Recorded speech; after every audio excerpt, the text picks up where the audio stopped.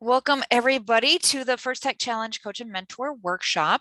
This session is titled Doing a Successful STEM Camp by the Norwalk RoboWarriors.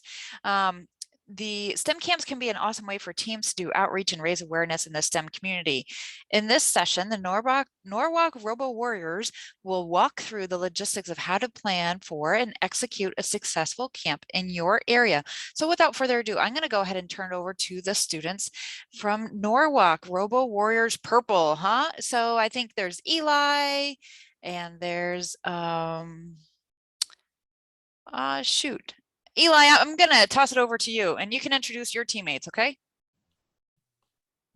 Yeah, my name's Eli Newland. I'm a senior on the Norwalk RoboWarriors robotics team.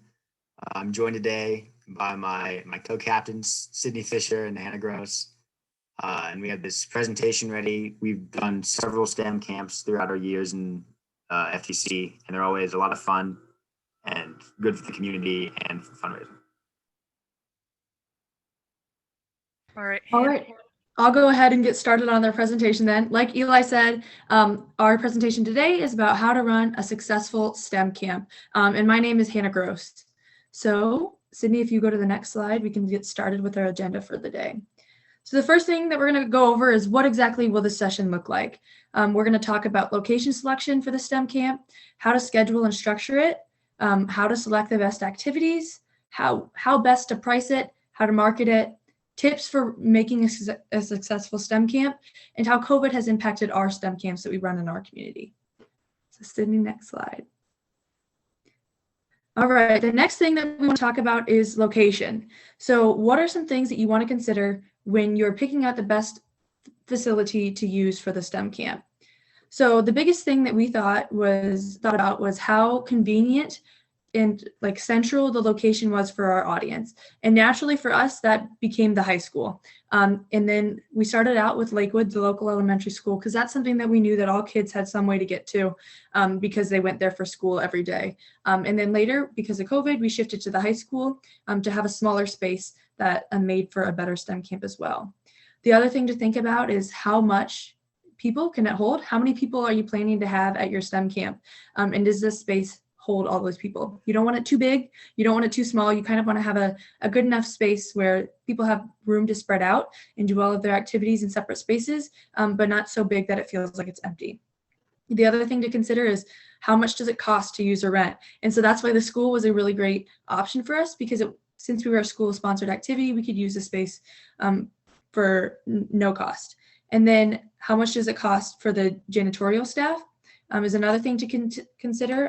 If you're going to be making a lot of fun activities at STEM camps, sometimes they get really messy and you have to pay the janitors to clean up the mess and help clean up after you're done with the camp.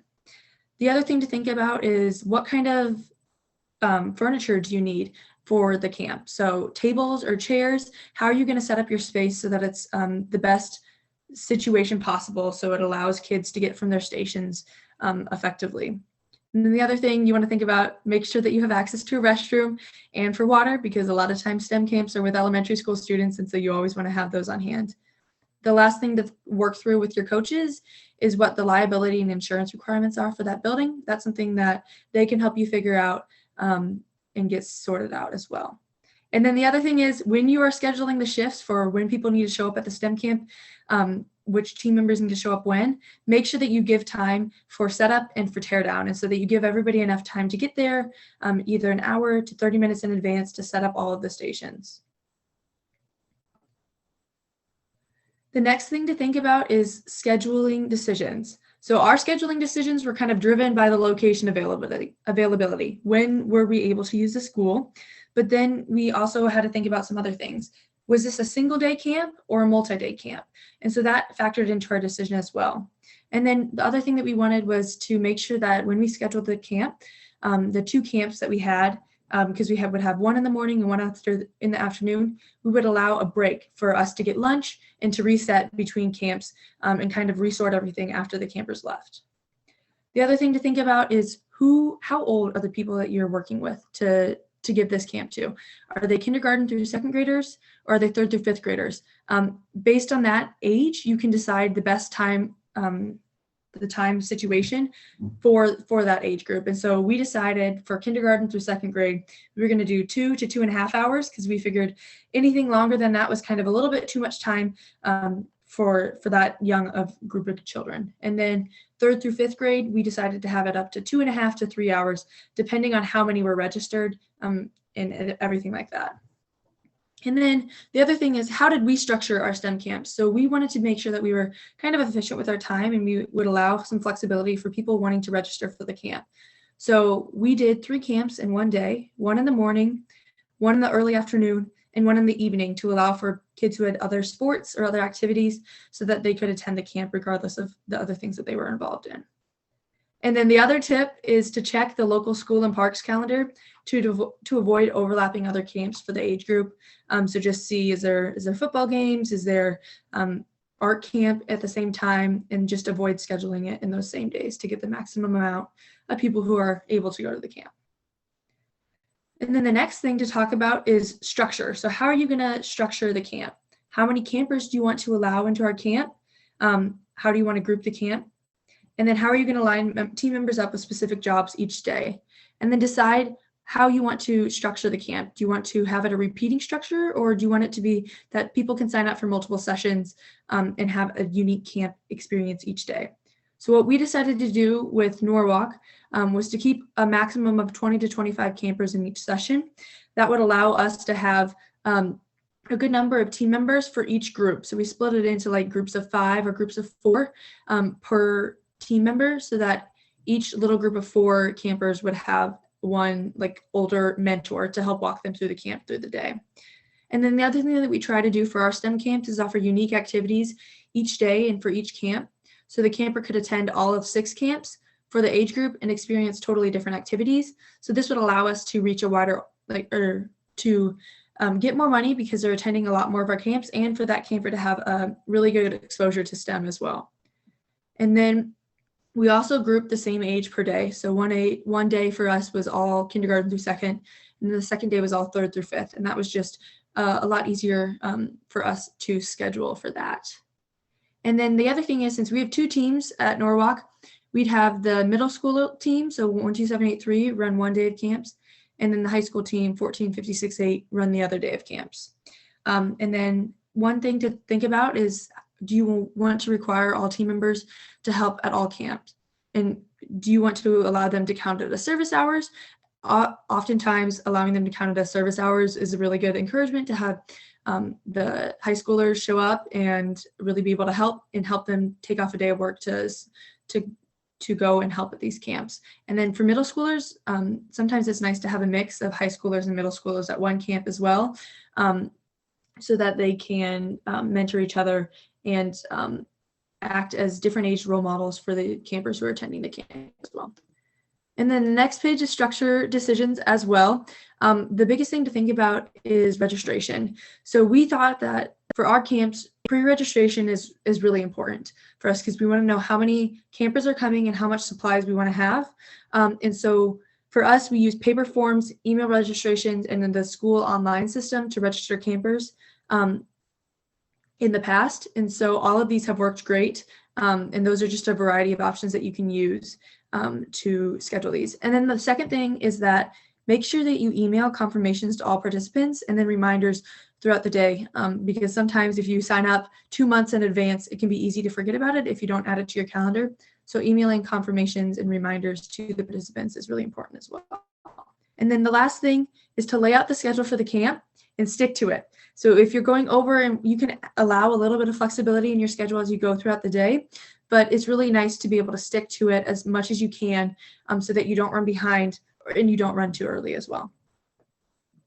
All right. And then Eli, I'll let you go with the next slide.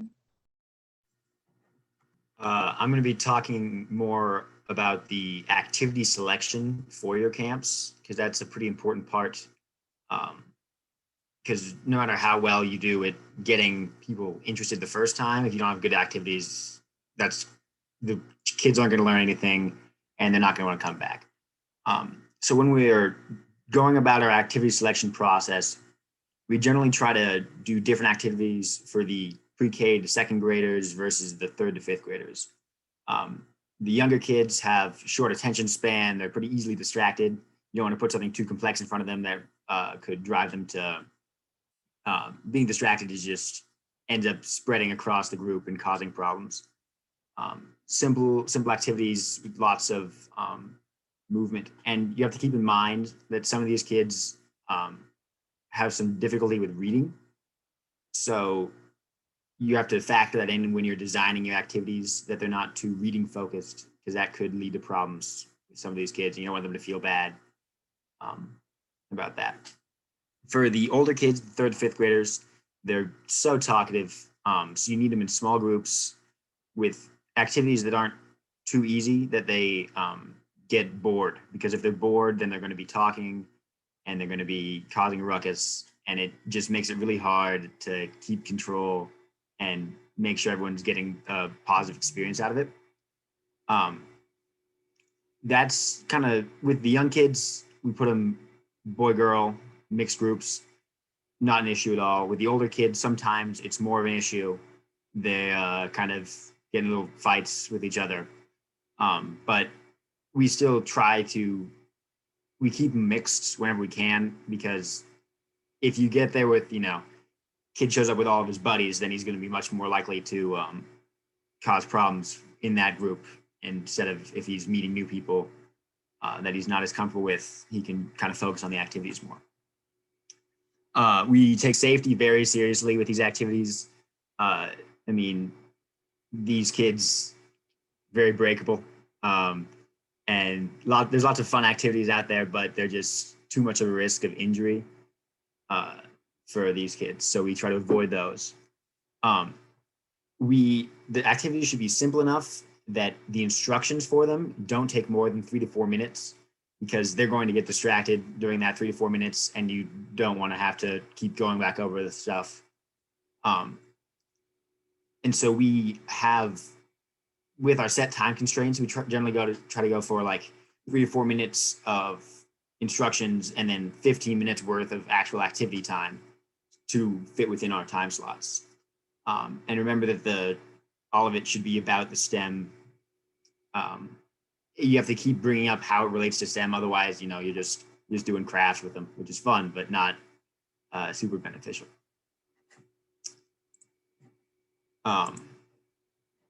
So when you're designing your camps, every camper should take something home, because there's not a better feeling than coming home from some camp and being able to show your parents some cool thing you made, and like, oh, look at this, Mom, I made this little rocket today. It was so much fun.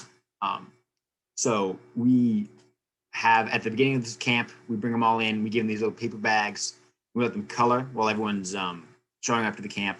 And then anything that we give them that they need to take home, they can put in that bag, that make sure that everything gets taken with the right camper when they go home. You have to make sure that every activity you do, you've prototyped beforehand.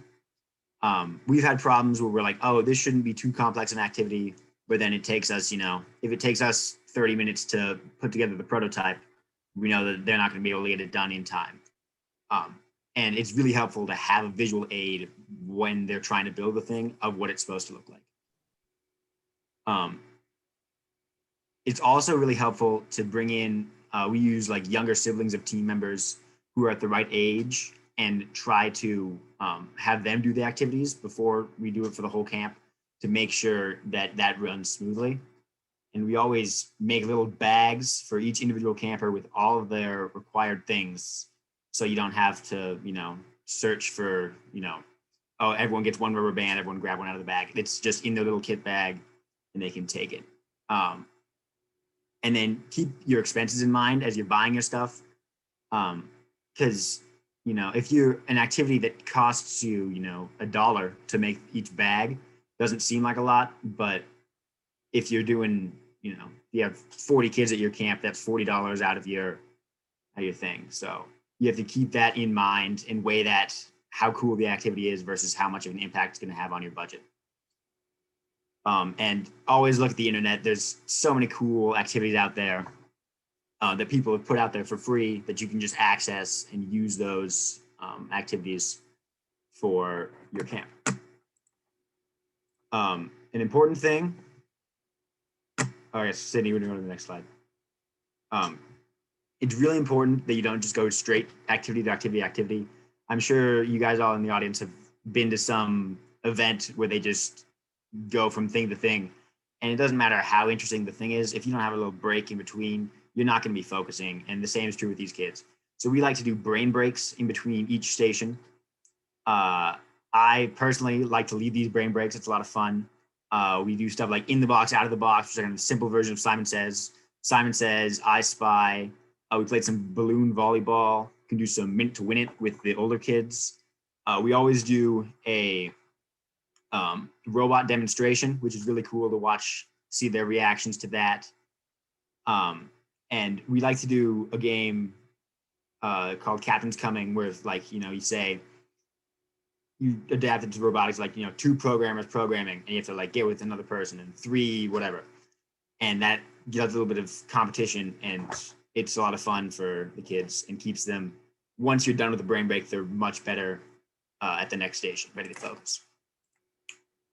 We always make sure they have hands-on robot time, because it's probably their first interaction with a robot like that we have.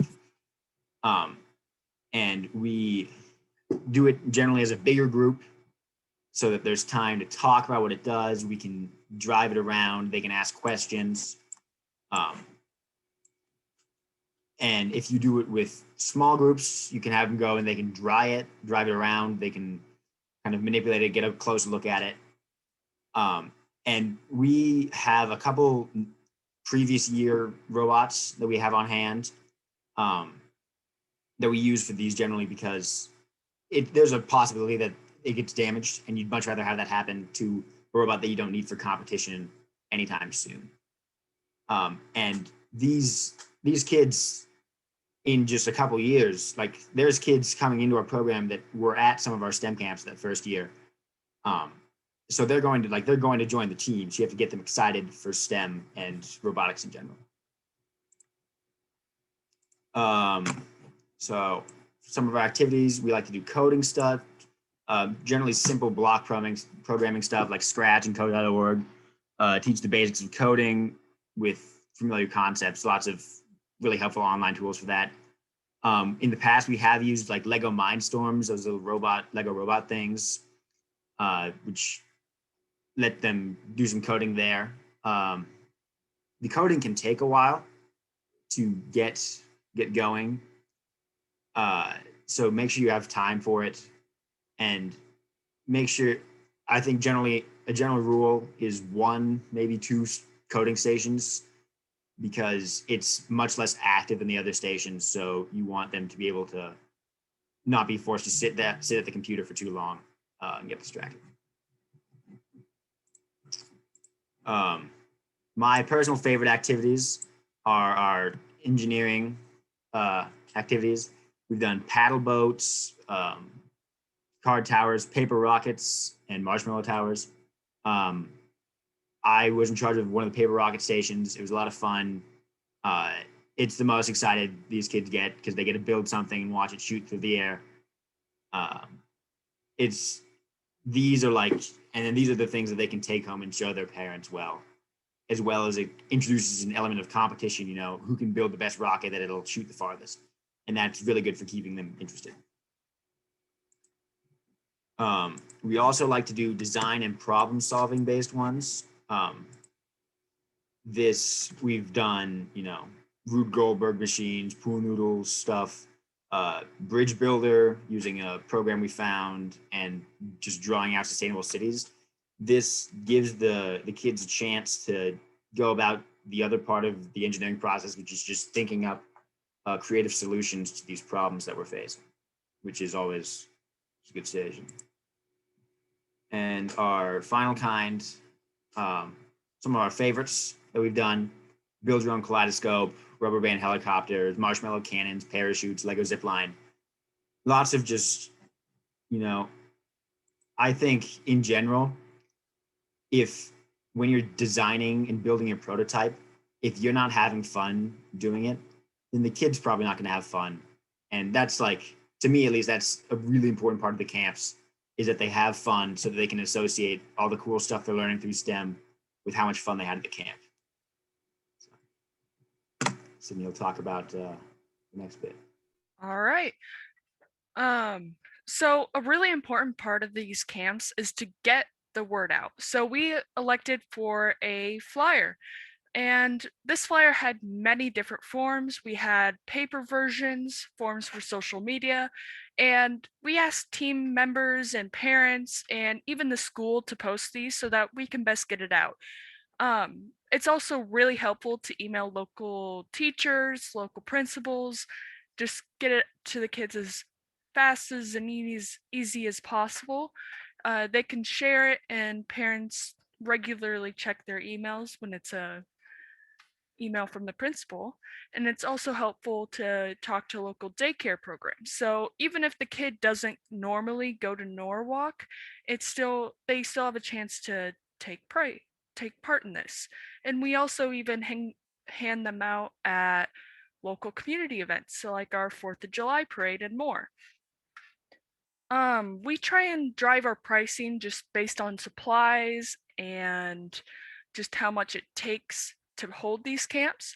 Our general rule of thumb is $10 to $12 per hour. This makes sure that we can cover all of our bases and make sure that we aren't going at a loss, because we do need to fund our robot. And our downfall really is a limited capacity. Our teams generally can't handle more than 30 kids at a time, so we can't always accept people that we want to. That's why prepayment is the best, because we can make sure that those who can't come, their spot can be filled with someone who would love to come. That's where registrations come in. We make sure that specific people are in charge of this. It makes it a lot more organized, and it runs a lot smoother. We register in the order of receive, just first come, first serve. It makes sure everything is fair. We try to organize the different registrations just in a spreadsheet. We organize by date, time, and age group, and it actually becomes an attendance sheet when the kids actually come to the camp too. And we make sure to email confirmation when they're registered, just because it makes sure that the parent knows their prepayment works and everything's all right. We also send reminders out. The best timing that we have found is at a week out and then 2 days out. This makes sure parents can have time enough to make sure the kids have a plan to get them there, and they have a plan to get home. And as I said earlier, it's really helpful to keep a wait list in case plans change. If someone can no longer come, we can just give them a refund. That's why prepayments are a big help. And we generally don't offer refunds for no-shows, because if they could have emailed us beforehand, we could have filled that spot and had another kid get a chance. This photo right here is just kind of our general layout of the information that we collect and what we try and make sure so that all kids get home. Some general tips to avoid pitfalls is that name tags. We should definitely have name tags with their first and last initial. This makes sure that no kids get mixed up. Attendance sheet, and it generally makes it easier to get a kid's attention if they have to go to the bathroom or something, if you know their name. We recommend that you blur or crop these, just because public pictures, you don't want to share the kid's personal information. And on these name tags, we try to pre-assign groups of kids, like Hannah had said earlier, not making sure that there aren't all girl groups or all boy groups. So we put a little group number on their name tag so you can help them back to their group after a potty break. And during check-in, we try and ask about food allergies.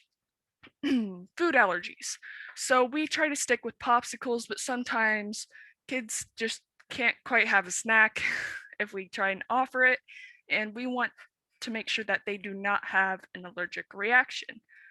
If it is applicable, we do add the allergy to the name tag and inform the group leader so they can make sure that the kid does not have a reaction. Photo use. So we try and make sure that all kids are cleared to be in pictures in our engineering notebook and social media. We don't want anyone to show up where they really shouldn't be. So we try and get permission, and if not, we'll take them out of the group picture, and any pictures that they are in, we make sure not to use publicly. Another good choice is that during the opening, when kids are coming and going, it's a really good choice to have like a box of crayons and a little paper bag so that kids can put their stuff in, and they can decorate it and talk with the group leader as they're waiting for the rest of their group. It's really low stress and they really get to know each other, so it creates a better bond and they have a better time. And with activities, we always need to have extra supplies. If something rips, tears, gets crushed, we got it covered.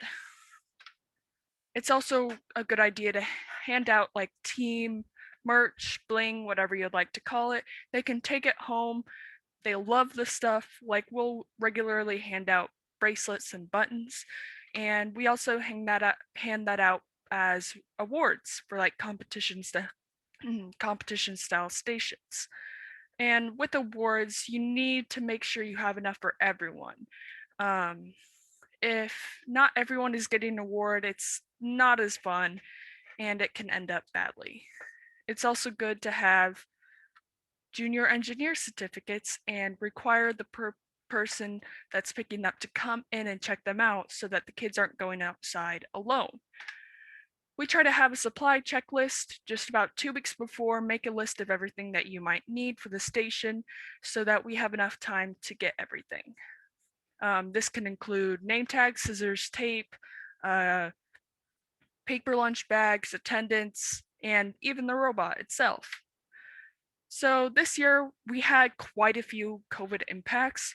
For summer 2020, we did not have any camps, but we did in 2021. It's different, but doable. Our class sizes, we limited them to 20 campers just to make sure we had spread out the stations and we sanitized in between groups. We also maintained group distancing. We recommended masks and or face shields. They were available to the campers and team members. We also had cleaning supplies and hand sanitizer at each station. We're also considering doing virtual options or take-home kits with instructional videos on our Facebook page or Instagram. This makes sure that kids still have a little bit of STEM exposure, even if they're in quarantine. All right. You guys are welcome to put your questions in the chat, or you can raise your hand and we'll answer them best we can. Actually, I want to start off by saying kudos to your team members for answering the questions as they have been coming. So there was a question, I'm just going to kind of start from the beginning if it's okay. There was a question, do you also give out handouts to the parents that say what your child did and how they did today and how it's related to STEM? The answer to that was they have not done that yet, but a great idea. The prompting questions can act as a general conversation starter for parents and kids after the camp. We've been relying on having activities where each camper take home something from each station. So fantastic. Is it a requirement for your team members to work at the camp? I think there was an answer there. Yeah, I can answer that one. Okay. So our teams have a 75% participation requirement for our outreach and fundraising. So participating, like volunteering at the camp, is not required since we have such a large team. And so if you work that day, then it's fine if you can't come, but it will affect their ability to be rostered for competition if you aren't able to make that 75% participation requirement for the outreach or fundraising. And the reason that we have that there is because if you don't participate in our outreach and our fundraising opportunities, it's really hard to answer judging questions and to get the full FTC experience. Awesome, thank you. Is there a cancellation policy and refund policy if prepaid? Hannah, you wanna, I saw you nod your head. Go ahead, Eli. Generally, our policy for refunding is if we're given enough time before the start of the camp, like a day or two before, when we have time to fill that spot with someone from the wait list, then we'll refund the money. But if, you know, you're calling the morning of, we probably can't refund you because we've made lots of assumptions based off of the money coming in versus money going out of these camps. And if your kid can't come to the camp and you thought they could, you're taking that spot away from someone else. So we generally need, if you have it, give us enough time, you'll get your money back. But if not, then we can't refund it. Fantastic, thank you. Will a single child attend more than one session in a day? If so, what happens during the downtime between sessions? Oh, we actually have a lot of kids that do visit during the day. Well, multiple visits during the day. The parents typically just pick the child up, and because there's a long enough time period between the different sessions that the parent just comes and picks them up for a little bit, and they just end up coming back later in the day during the actual time period that was scheduled. And one of the reasons that we have them do that is because we don't offer lunch, just with all the allergies and stuff like that. It's really difficult to do that. And so having them take their kid home in between will allow them to have lunch, get rested up, but then allow our team members to take a little break as well, because working with kids for 3 hours at a time is really wonderful and it's fun. But sometimes to be prepared for the next session, we need time to clean up and we need time to get rested up too. Excellent, thank you. There was a question about how you accept payment, and payments are collected through the school RavTrack payment system. And I take it, so that's through the school. And what happens, are nonprofits eligible to sign up for the RavTrack? And what is the RavTrack, I guess? I can jump in and answer that one since I dealt with that piece with the school. So the school required, just like all of our other school camps, so we were part of the school's registration system and we're required to be this year. So this is the first time we've done it this way. Historically, we'd always just done mail-in registrations and take a check and deposit it ourselves. But the RevTrack system is, I assume it's most all public schools have that. They filled out an online Google form and it prompts you for payment. So most of those then would be done via credit card. I think there may be a mail in a check to this district office option for that. But RevTrack is something that is through our Norwalk schools. And so then that consequently required them to do the refunding. We do pay a percentage transaction fee because they're mostly done with credit cards. So we have to, that comes out of our profits as well, but then it's all collected through the school and it goes into our robotics activity account. So they process the refunds for us, which is the nice thing. I'm not sure we got to say no. I wasn't actually, we only had 2 that requested a refund this year. Most of the time, if somebody doesn't show up, they just say, hey, it's a donation, it's for a good cause. They don't typically ask for one, but the school would handle that for us and they would automatically process it, I'm pretty sure. And then since the school handles all of that credit card payment system, you don't have to do any of the training associated with handling Correct. credit cards. Yep. Yeah, we don't have any PCI compliance requirements. It's all through their online system. Nice. So because otherwise we had no way to process credit cards Mhm. in the past. So we had just taken a check. They could, the very first years that we did it, we just had them pay, they could pay at the door. And that I'm actually glad we switched to the online system because now I don't, just like Eli was talking about the waiting list and stuff, we had 20 kids on the waiting list the first year and we had 4 no-shows the day of. And so I'm just out that money because they didn't show up to pay. So that's why we had switched that. We required pre-registration and prepayment every year since then. And now it's even better because it's through the school and I don't have to even handle the cash or the transaction. And do you know, are other nonprofits eligible to sign up for the RavTrack, or is that just school-based? I assume it's school-based. I have no idea if that's just something that's, you know, like Okay. we pay all of our registration for school, like our school fees, activity passes, all of those things are all handled through that. So I'm assuming it's something just a Okay. payment platform for the school. Gotcha. Another question came in. Do you ever rebalance sessions? Example, 20 kids for one session, 6 for another. Do you kind of make them a little bit more We balanced? have. Mhm.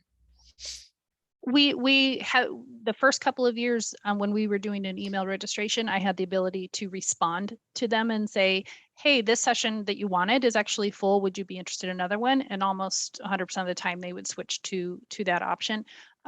This one didn't quite have that many. We did it a little bit differently this year, but we had consequently a couple of small sessions. Our evening one only had 6. One session had 8 kids in it, one had 6. And it was actually really fun because then they got to drive the robot and stuff. The smaller group was actually, it was almost 1-to-1 with our RoboWarriors team teaching and the kids there. So we didn't do much rebalancing because we didn't have any sessions that maxed out this year. But yes, we've had to do it in the past, especially when we're in a sellout situation and they'll roll to a different one.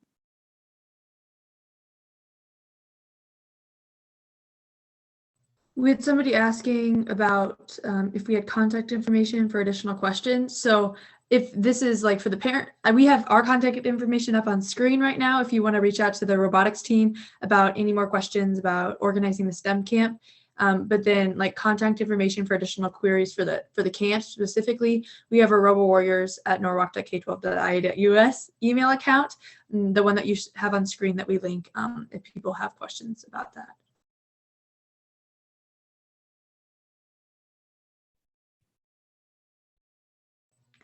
Are there any other questions?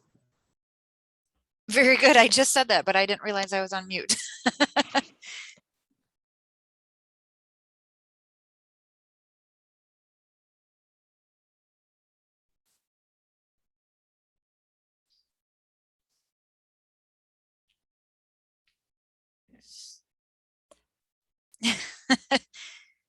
All right. Well, I'm going to go ahead and stop the recording.